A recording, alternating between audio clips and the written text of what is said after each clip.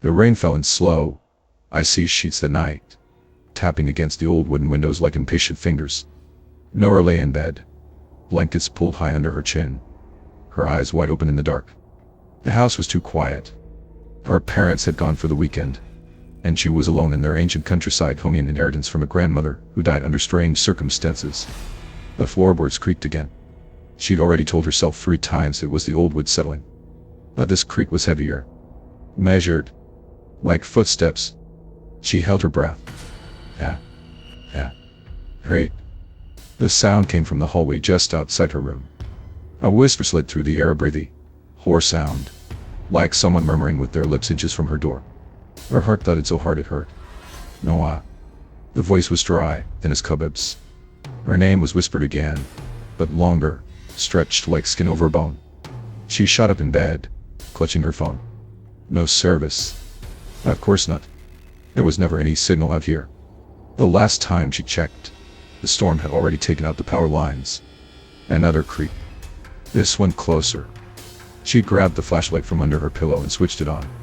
The beam shook with her trembling hands as she pointed it toward the door. Nothing. But the handle began to turn. She gasped, dipping from the bed to push a dresser against the door. She pressed her ear against the wood. Nothing. Right on the other side. Chow. Run. As if lungs had tasted fresh air in years. She backed away slowly. Her foot hit something cold. She turned.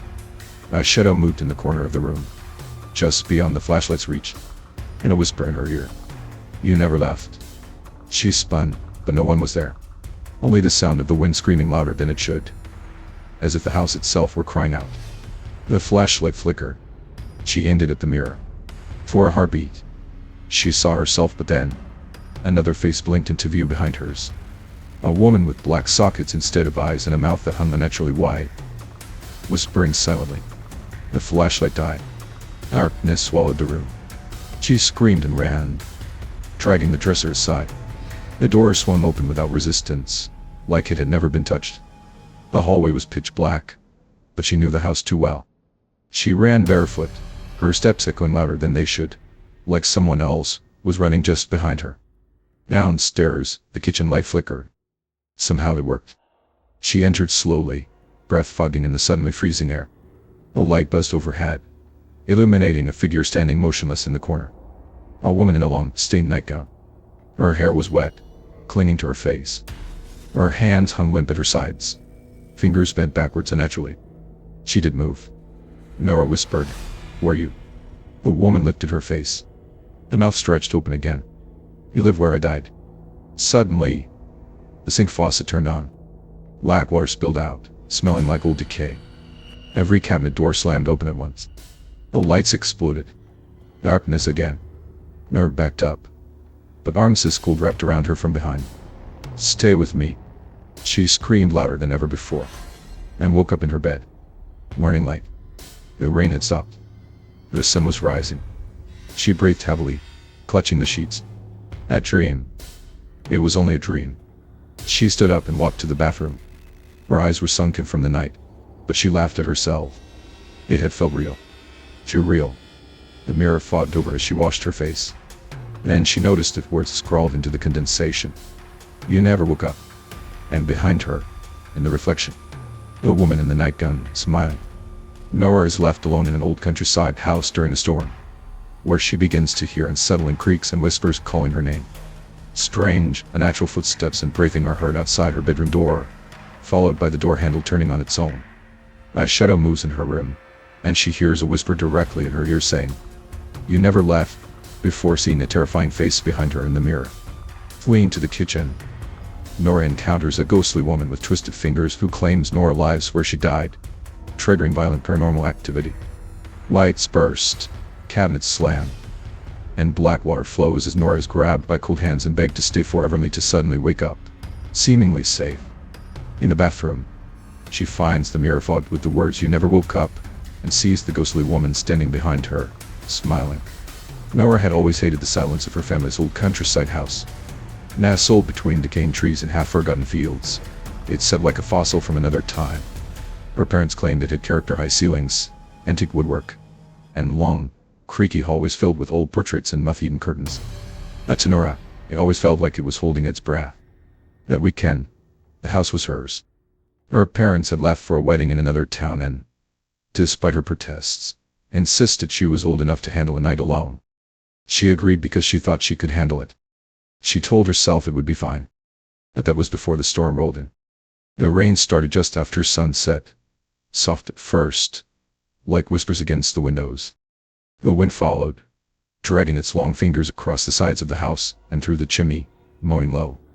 By midnight, the storm was in full fury and slamming against the roof like fists, branches clawing at the walls outside. Nora had tried to sleep. She turned on the little lamp beside her bed, buried herself in blankets, and scrolled through her phone for distraction. But the signal was gone. No internet. No text. No calls. Just the red no service icon glaring back at her. With a sigh, she tossed her phone aside and stared at the ceiling, counting the seconds between thunderclaps. That's when she heard it. A soft creak. Not from the storm. Not from outside. It came from the hallway. She sat up, heart beginning to tap at her chest. The floorboards outside her room had always groaned under weight in old housework. But this was different. The sound had rhythm. It was slow. Intentional. Light footsteps. Hey. Pause. Hey. She strained her ears. Maybe it was the wind. Maybe a branch had fallen. Maybe the house was shifting. That's what she kept telling herself. But then came the whisper. It wasn't clear at first, more like a breath. But it was inside the house. Soft and hoarse, it curled through the air and slipped through the crack under her door. Noah. She froze. Her name. That was the wind. That was the dream. Her mouth went dry. She reached for the flashlight she kept under her pillow and clicked it on, the beam unsteady with her trembling hand. She pointed it toward the door. Nothing. Just the wood unmoving. But then she heard it again. Noah. Closer now. Another creak. Louder this time. She stared at the doorknob. It began to turn. Slowly. Silently. The metallic click of the latch moving sounded deafening in the quiet. Nora jumped out of bed, adrenaline pumping. She shoved the dresser across the floor and wedged it against the door with all her weight. Her ears were filled with the sound of her own breathing. She pressed her ear to the door. There it was again. Breathing. Not hers. It was right on the other side. Shell-racked and human. As if lungs were wheezing through dust and rot. She did scream. She couldn't.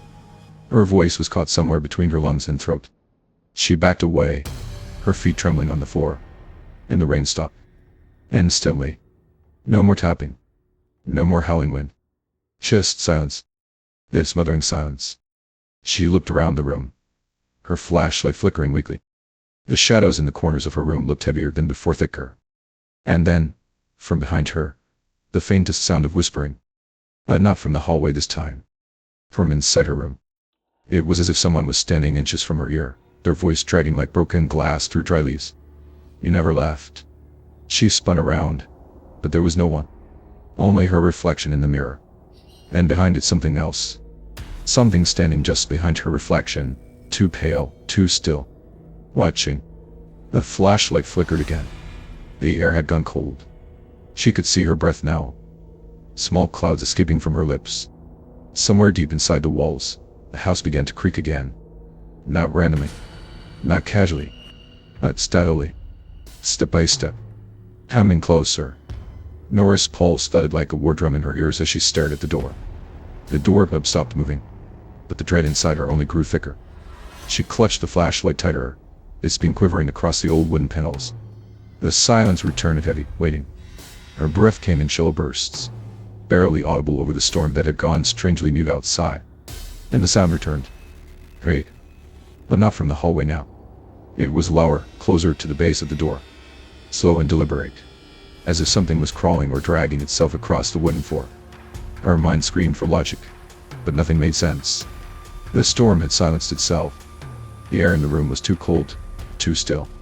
The sound wasn't just noise, it had weight, purpose, and proximity. She leaned forward cautiously and placed her ear against the door again, trying to convince herself she was imagining things. The breathing was back. Not human. Wheezing, rasping, like air pushed through wet, broken lungs. And then something brushed the other side of the wood. A soft thump like a hand. Or face. Pressing. She stumbled back. Her soft feet sliding slightly on the floor. The room seemed to narrow, shadows stretching unnaturally long around her. Her flashlight's beam caught the edge of the mirror again.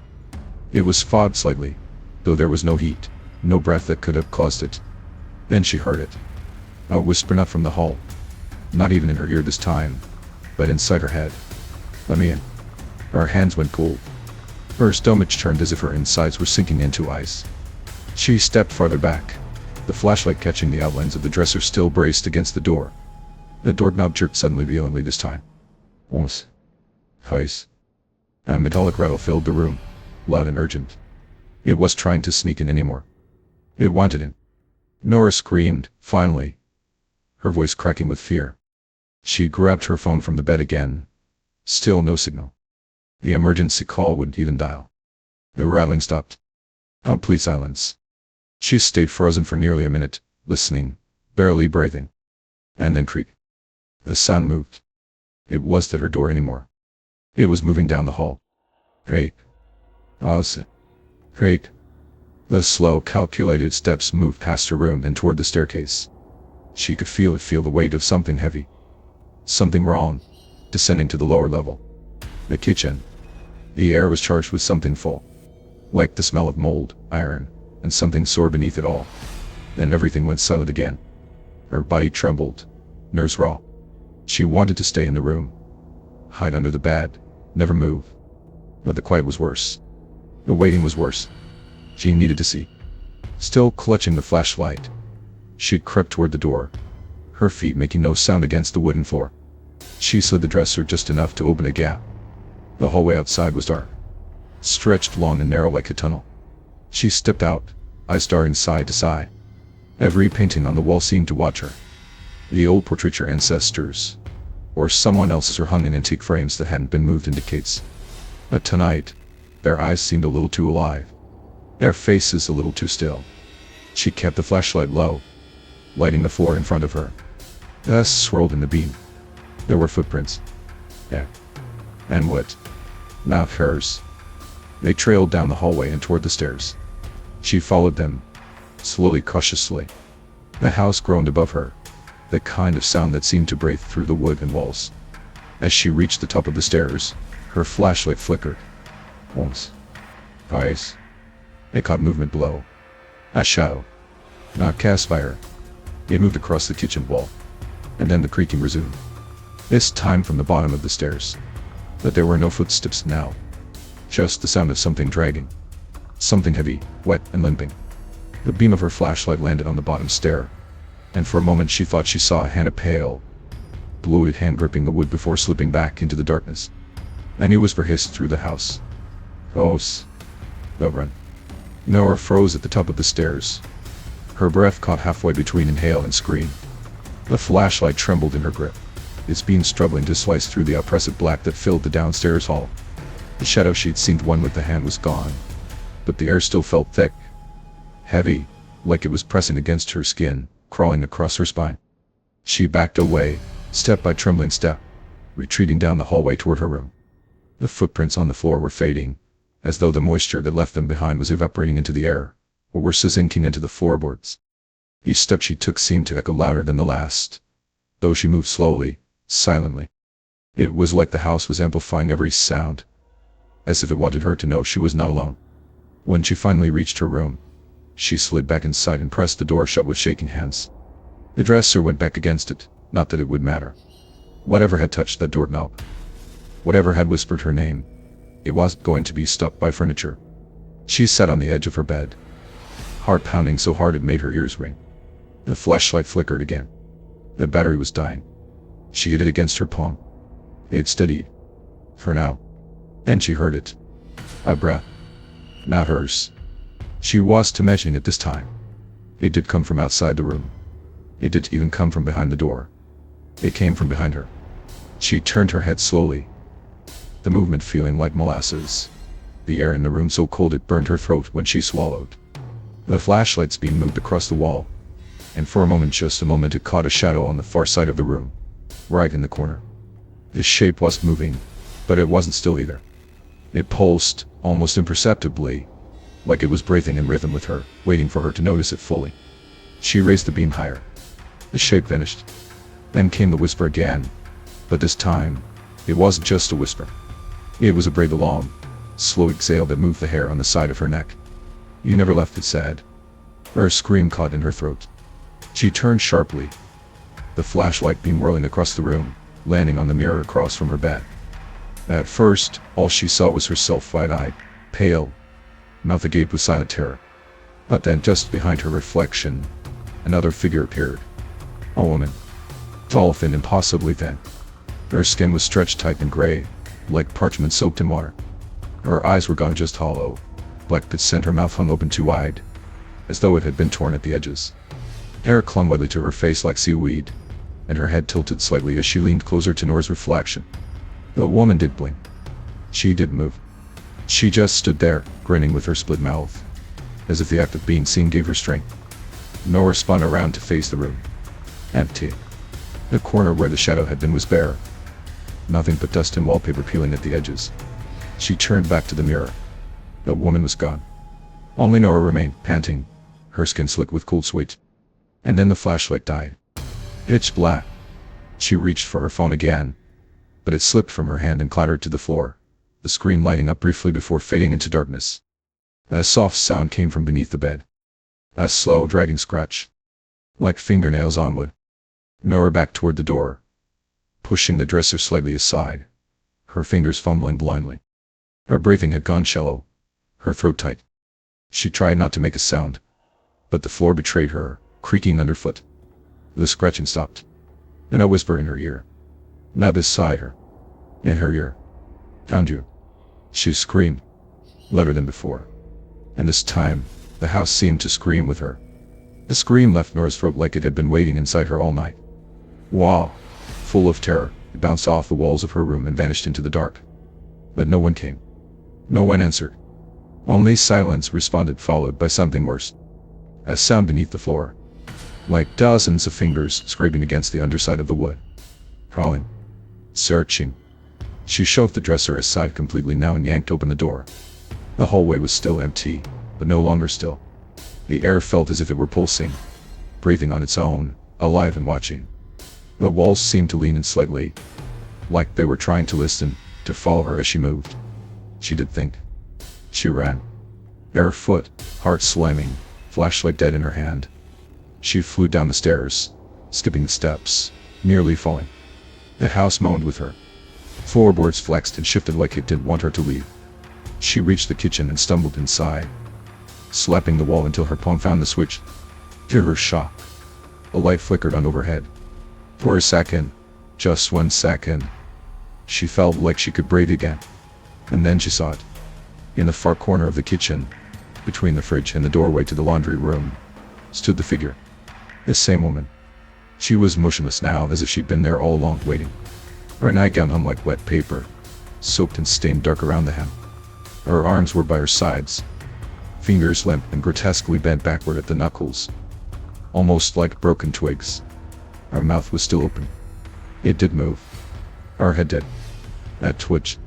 That tilt. One unnatural jerk to the left. And then she spoke, not with her mouth, but through the house itself. "You live where I die." The light overhead flickered violently. The faucet turned on by itself. Lap water gushed out. Thick, slow, smelling like something long dead in a sealed room. Nora backed away, eyes wide, choking on the stench. Then all the cabinet doors burst open at once.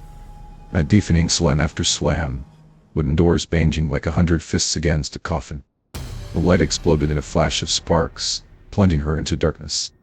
She screamed again and dropped to the floor, shielding her head. The wind had returned outside, but it didn't sound natural.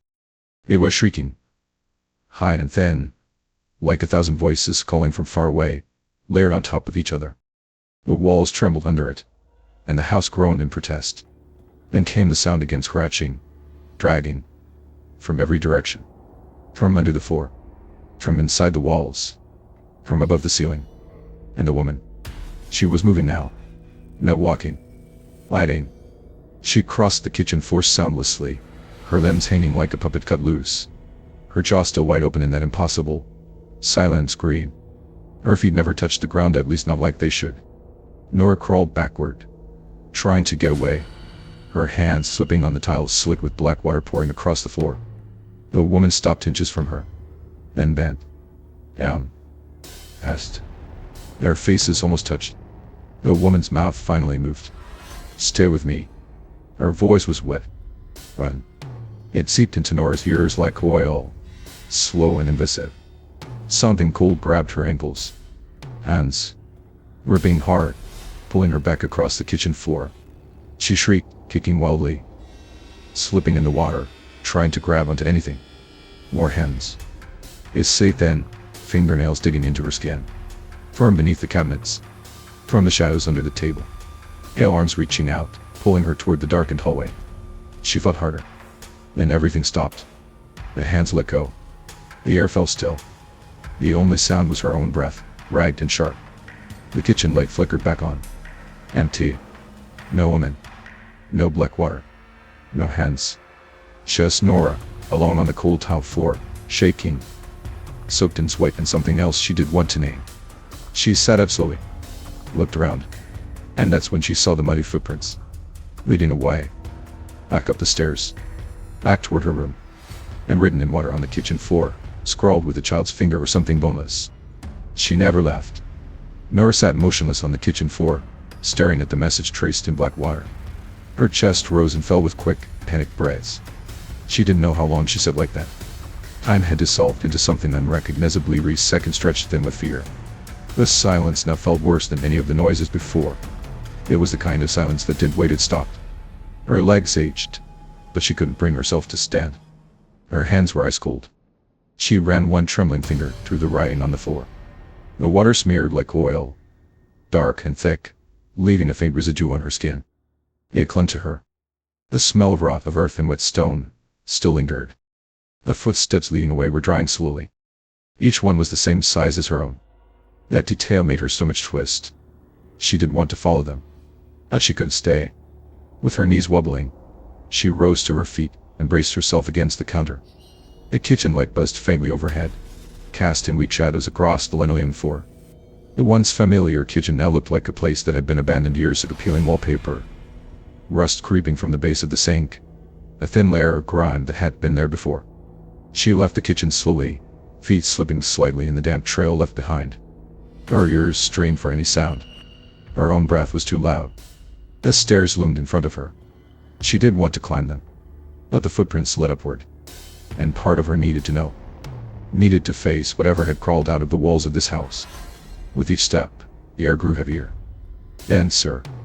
The temperature dropped again, a chill working its way into her bones. The hallway upstairs looked stretched somehow longer than she remembered. The walls pulsed slightly, almost breathing. The footprints ended at her bedroom door. It was wide open. She stepped inside, and found herself standing in a room that no longer felt like hers. The walls were different. The wallpaper had darkened, worked by moisture. The dresser had returned to its original place, though she did remember moving it back. Her mirror, a regular, harmless mirror, was no longer cracked but now fogged over again, as if someone had just breathed on it. She crept toward it slowly. Her reflection came into view, pale and wide-eyed. But then she saw it writing. 5 words, freshly drawn. "You are home now." She turned to Runelli to stop Dad. She was no longer alone in the room. The woman was back, standing not in the mirror, but in the doorway behind her. This time, her eyes were open hollow, dark pits filled with writhing shadows. Her mouth moved slowly, and from it came the sound of distant cries, like dozens of voices screaming underwear.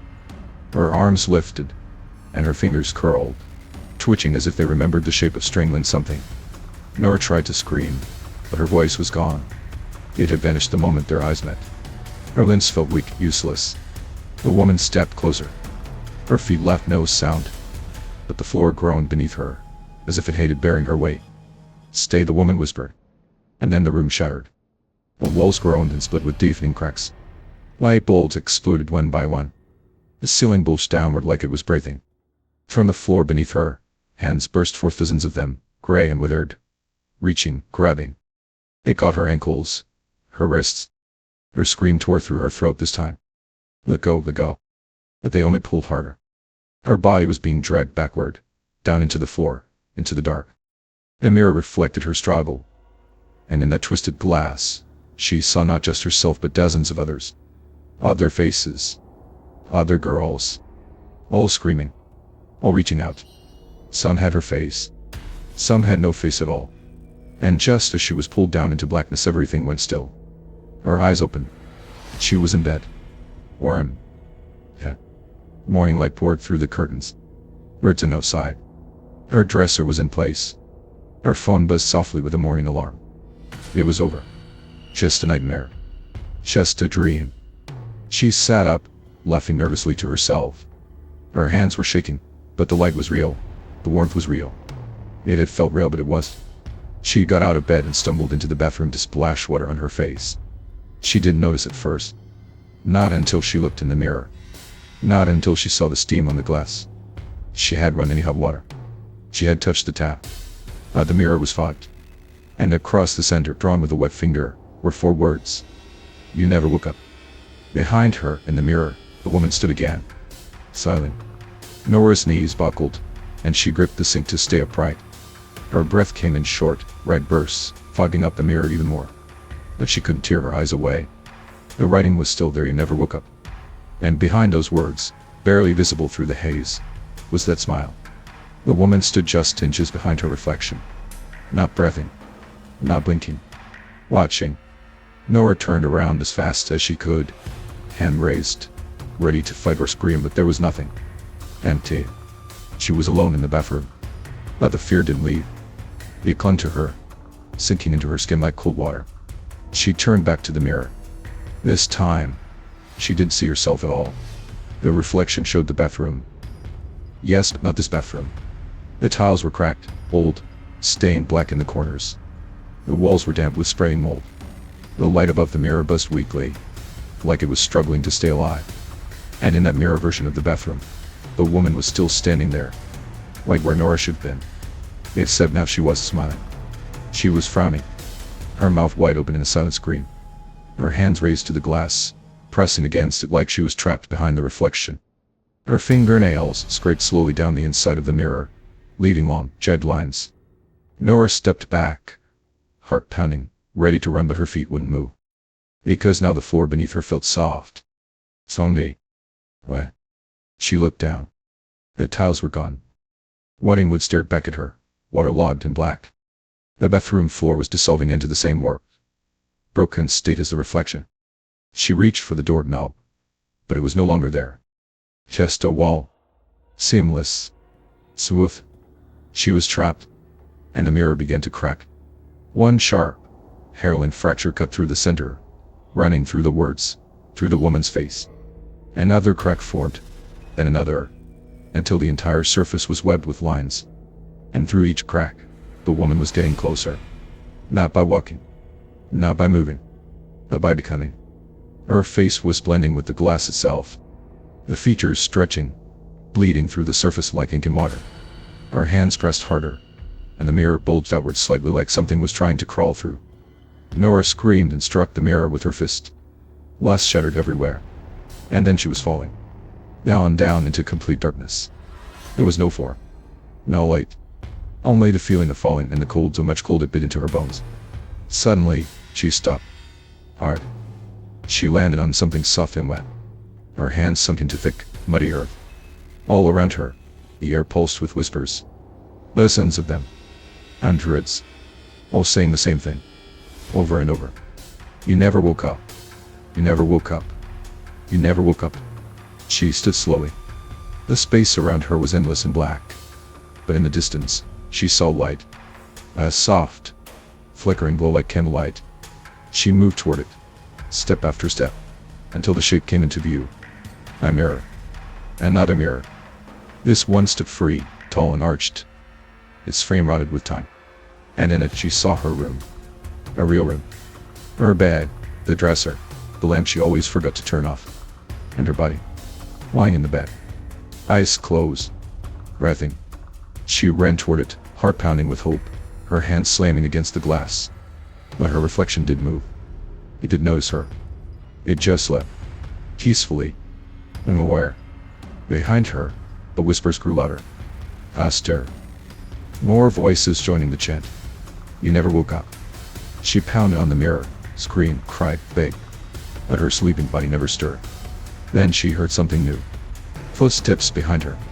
She turned slowly. And there they were. Others. Figures. Dozens of them. Some missing faces. Some twisted and bent like broken dolls. All standing in the dark. All watching her. None of them spoke. None of them moved. And among them, at the very front, was the woman. She stepped forward, arms outstretched like a mother welcoming a child home. Nora backed against the mirror, trembling, lips quivering. The woman whispered once more, voice like a blade against frozen glass. You belong to the house now. And as the light from the mirror faded, Nora realized she wasn't trapped in a dream. She was part of it. In the weeks that followed, the house stood silent. To the neighbors, it looked the same old, weathered, and still. No signs of damage. No cries in the night. Just the quiet home at the edge of the woods that had always seemed a little too dark after sundown. Inside, Nora's bed remained untouched. The sheets still carried her warmth. Her phone, drained of battery, lay on the nightstand with unread messages. The door was locked from the inside. The windows unbroken. To the outside world, she had vanished without a trace. But the house knew. Sometimes, in the early hours before dawn, if someone were to press their ear against the door, they might hear faint noises, soft whispers traveling through the walls. Too many voices speaking at once, like a crowded room just beyond reach. A low hum, almost rhythmic, like breathing trapped beneath the floorboards. And on colder nights, when the fog crawled up from the ground and wrapped itself around the house, the windows would fog from the inside. People said the house was haunted. They read wrong. Because Nora had just disappeared. She had been taken out in the way stories usually describe. Not by force. Not dragged screaming into the woods. But slowly. Carefully. Like a thread being pulled from the center of a tapestry. She now existed in the spaces no one could see. In the reflection of the hallway mirror, when the light flickers just so. In the creaking of the stairs when no one's walking. In the shade standing too still in the corner of your eye when you turn around in the dark and nothing's there. Her voice, too, began to join the others. The whispers that drifted through the vents. The soft calling from beneath the floor when someone stood too long in the kitchen. At first, she called for help. Fitting. Then she began to call names. Names of people who had lived in the house for years. Names no one remembered. Names that belonged to the photographs found buried in the attic walls, faces scratched out, eyes missing. The house was hungry. It didn't just trap people. It were them. It played their voices. It showed their faces. It let them flicker in and out of mirrors and shadows, like memories gone sore. They were not ghosts in the usual sense. They were impressions. Echoes warped beyond recognition. Pieces of people, kept alive by fear, stitched into the very walls. Nora had become one of them. She still remembered some nights what it felt like to be real. To breathe, to speak, to move under her own will. But it was slipping. Drifting. Drowning in the house's need to keep her silent. To turn her into one more whisper among thousands. She wandered the dream rooms. The versions of her home that didn't quite match the real world. Rooms with ceilings too low, halls that stretched for miles, doors that led to nowhere. Sometimes she'd find mirrors, portals back to the real house, but she could never pass through. She would press her hand against the glass and watch it fight with her breath. And on the other side, the living would blink and look again and see only their own reflection. And when they moved to new tenants, unaware of what lived between the walls, she watched them. Listened. Waited. The woman first one, the original, was always closed. She never spoke anymore. She didn't need to. Her presence filled the silence like smoke. Nora knew now that she had once been someone too. Maybe a girl like her, long ago. But time had reshaped her, hollowed her out until only the hunger remained. Now she guided the house. Or maybe she was the house. There was no way to tell anymore. New families never stayed long. Lights would flicker. Voices would echo at night. Doors would unlock on their own. And sometimes, the children would say strange things. There's a girl in my mirror. She told me not to sleep. She says she used to live here. Eventually, the house would empty again. And in the quiet afterward, Nora would stand behind the mirror, looking out at the world she no longer belonged to, waiting for someone to see her. Just once, clearly enough to pull her back. But no one ever did. They never saw her long enough. Only a flicker. A breath. A whisper in the dark.